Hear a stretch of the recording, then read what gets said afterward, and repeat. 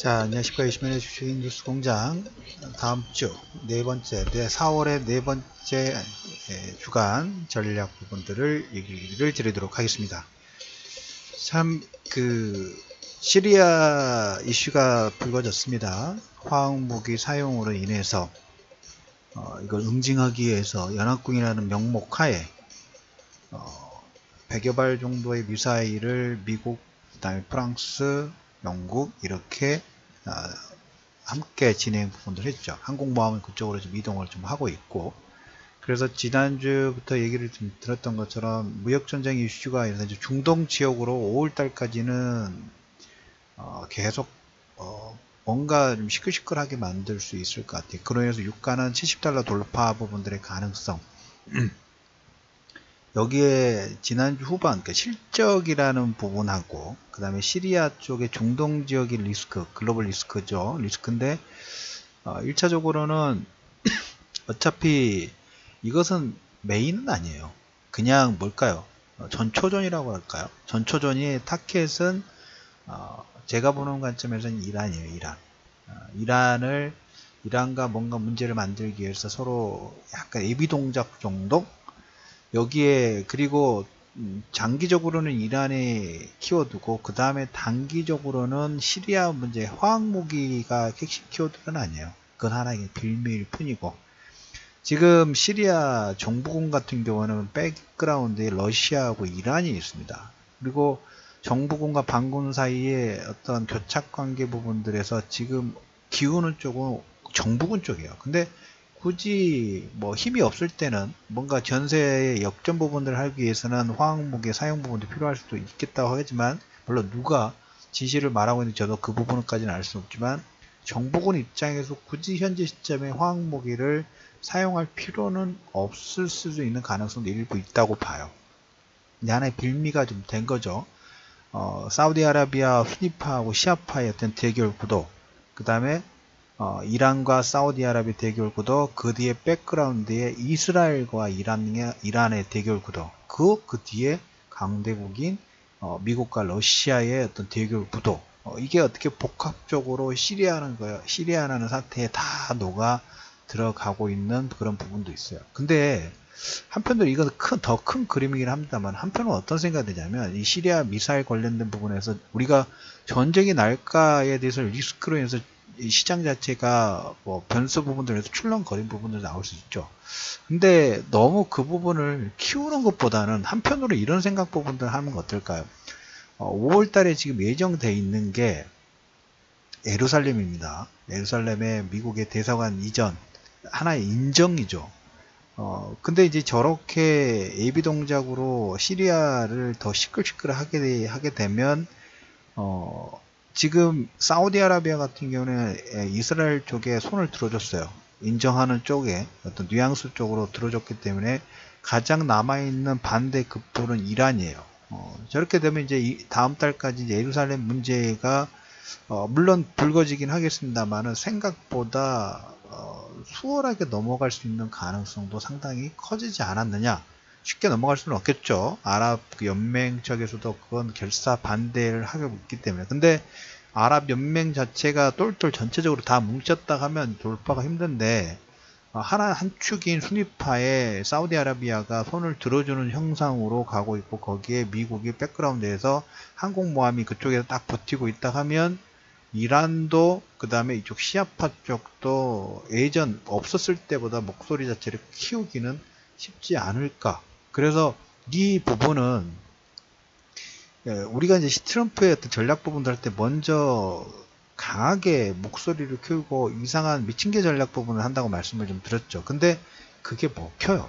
왜? 강대국이기 때문에. 그리고 거기서 알아서 자기들이 어느 정도 조율을 하는 모습도 좀 나오고 있는데, 이렇게 미사일 100발 정도 쏴면서 러시아라든지 특히 이란 쪽, 그 다음에 시리아의 그 반군, 여러 가지의 어떤 그 운동폭 자체를 상당히 제약시키는 역할 부분을 합니다. 여기에 또 항공모함이 이동을 좀 하고 있기 때문에. 그러면서 예루살렘의 대사관 이전을 통해서 이스라엘의 어떤 그 위치 자체가 글로벌 전체적으로 좀 인정을 받는 예루살렘의 어떤 그 지정학적 그 소유 관계 부분들이 이스라엘 쪽으로 좀 넘어갈 수 있는 하나의 계기가 좀 될 수 있어요. 제가 이 얘기를 왜 이렇게 장황하게 말씀을 드리냐면 시리아 문제, 물론 커질러 가면 이거 끝도 없어요. 끝도 없는데 메인은 그게 아니라는 생각 부분들이 좀 한편으로는 들고 있기 때문에 단기 소음 정도로 1차적으로는 너무 크게 생각하실 필요 없지 않느냐. 그리고 미국의 트럼프의 코멘트를 보더라도 추가적으로 화학무기가 없거나 화학무기 사용 부분들을 하지 않는다 하면 문제를 키울 가능성에 대한 코멘트보다는 이걸 사용이 없다 하면 이 정도 수준에서 끝날 가능성도 언급을 했기 때문에 그것도 부수적으로 보실 필요가 있습니다. 그래서 이로 인해서 다음 주에 주간에 어떤 변동성이 나온다 하더라도 우리가 기본적으로 봐야 될 것은 뭐냐면 지난주 내내 코멘트 드렸던 부분이 실적이라는 부분이에요. 미국의 실적, 그리고 한국의 삼성전자라든지 LG전자 생각 외로 실적이 잘 나왔고 미국 전체적으로 IT라든지 에너지 소재 관련된 부분에서 기존 컨센서스 대비 월등하게 넘어서는 실적이 나오고 있다고 말씀드렸죠. 항상 기본은 실적이에요. 거기에 플러스 알파로 유동성이 부과되면 이건 배가 되면서 더 강력한 상승 파동을 만들 수가 있겠죠. 그래서 1차적으로 봐야 될 게 이제 코스닥 900포인트 돌파.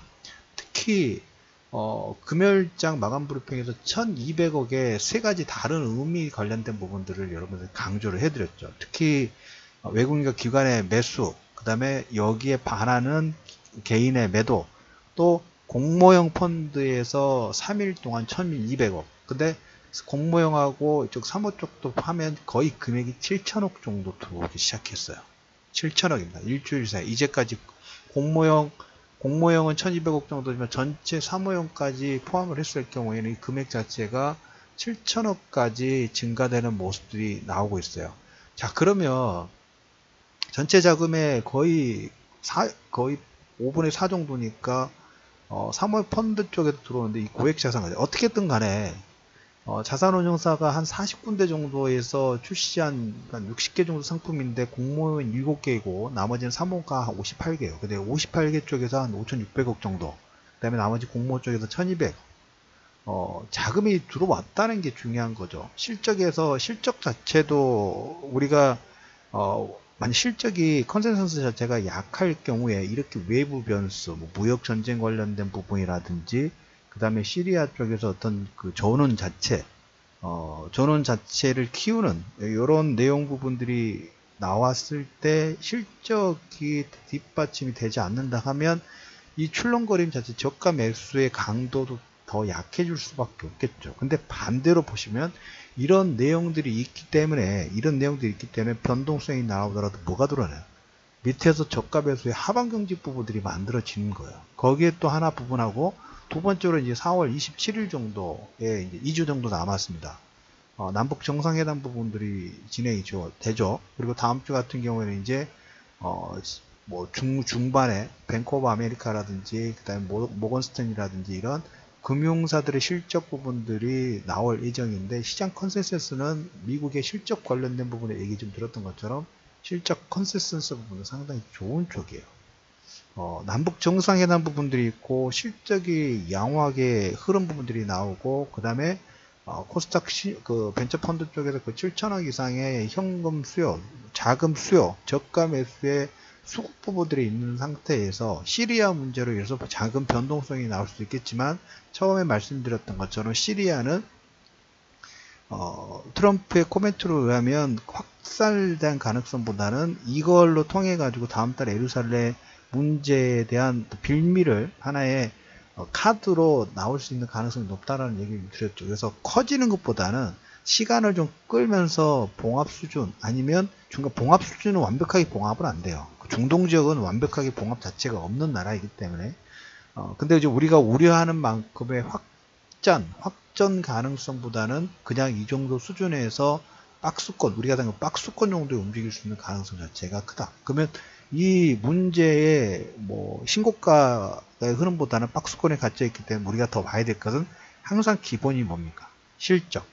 미국의 실적, 그다음에 한국의 실적, 여기에 코스닥 벤처펀드라든지 이런 자금의 유입 부분들이 들어오면서 그리고 주 후반에 외국인들이 큰 금액은 아닙니다만은 코스피와 코스닥 쪽에 쌍끌이 매수 부분들을 들어서 입질이 좀 들어왔다는 여기 포인트를 통해서 코스닥 900포인트의 시도 가능성, 그리고 지금 코스피 대형주 종목군도 순환매가 탄력적으로 움직이다고 말씀드렸죠. 주 중반에 보시면 뭐 건설, 조선, 그 다음에 마지막에 금융주 섹터까지 움직인 부분들을 우리가 한번 리마인드를 해본다 하면 시장에서 뭘 주목을 하고 있나요?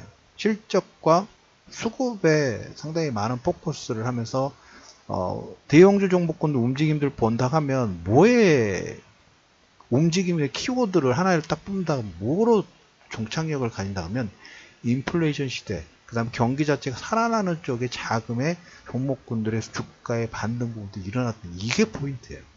인플레이션 시대 관련된 부분도 계속적으로 얘기를 좀 드리고 있죠. 여기에 포커스 부분들을 만들어 가면서 종목군들의 반등이 진행이 되면서 순환매 전체적으로 하나의 섹터가 끌고 가는 게 아니라, 물론 전기전자 쪽 실적이 딱 좋은 게 기본으로 딱 잡아놓고 나머지 거기에 부수적으로 수급 자체가 확산되는 그런 모습들이 나오고 있기 때문에 상당히 좀 허리 부분들이 강한 움직임 부분들이 나오고 있죠. 이 포커스의 움직임 자체가 전체 시장의 하나의 트렌드를 가지고 움직이고 있습니다. 그래서 결론적으로 우리가 다음 주 네 번째 주 전략 부분들을 말씀을 좀 드린다 하면 가장 기본적으로 저는 이게 좋아요.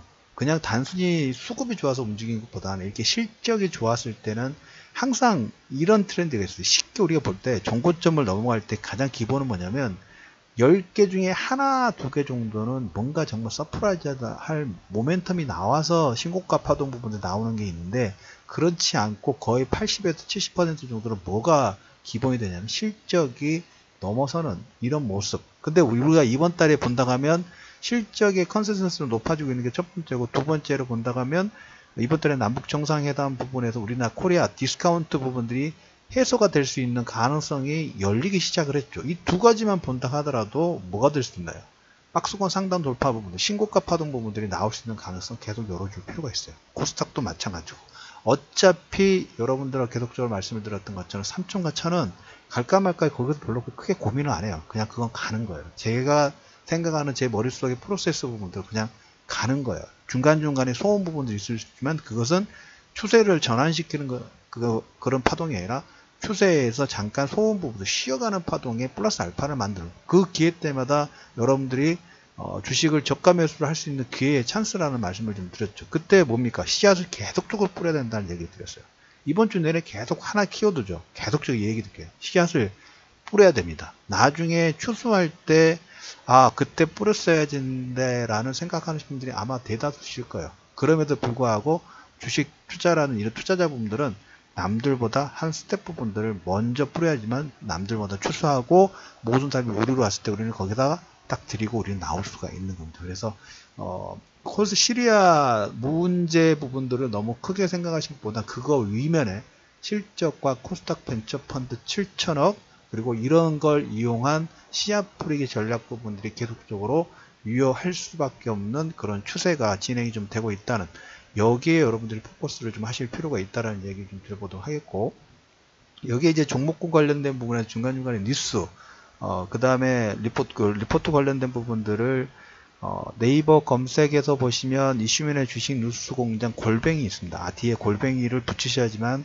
홈페이지가 연결이 찾을 수가 있으니까 그 부분 들어오셔가지고 뭐 동영상 시황이라든지 음성 시황 부분들은 팟캐스트에 계속 올려드리고 있으니까 그 부분 참고해 주시고 댓글 많이 남겨주시면 좋겠고, 그 다음에 씨앗을 좀 많이 뿌리실 수 있는 출렁거린 부분이 나오더라도 기본 전체적인 추세 부분들에서는 크게 변동사항 부분들이 없다. 그래서 시리아 문제 너무 크게 생각하시기보다는 그 뒤에 예루살렘 부분들의 연관성 부분들이 있다. 그 마지막 종착역은 이란이에요. 이란까지는 아직 시간적인 여유 부분이 있다라는 생각 부분들을 계속 체크를 해주시고, 마지막으로 딱 한마디만 더 드리면 코스닥 벤처펀드 공모형이 1200억인데 전체 3억까지 하면 7천억의 자금이 계속적으로 들어오고 있습니다.